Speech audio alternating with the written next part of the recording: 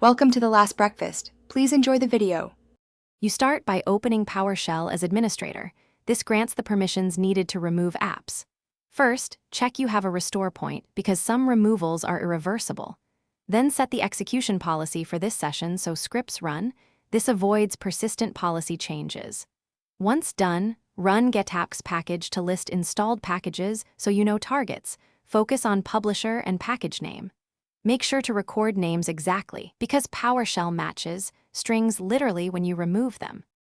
Now you identify and remove packages. This is where precision matters. Use getapps package all users and pipe to select to view package full name.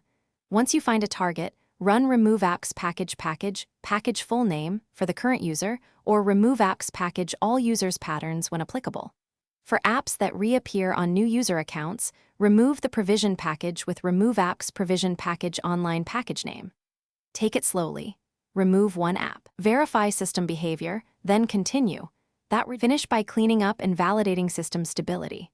Restart Explorer or reboot to let changes settle. Rebuild search indexing if search behaves oddly.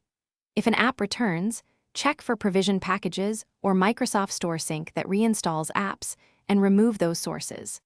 If something breaks or packages fail to remove, run dism/online/cleanupimage/restore health, then sfc/scano to repair system components. Make sure to test core apps like settings and store after major removals, and restore from your restore point if needed. Thanks for watching. If this was helpful, leave a like and consider subscribing. See you next time.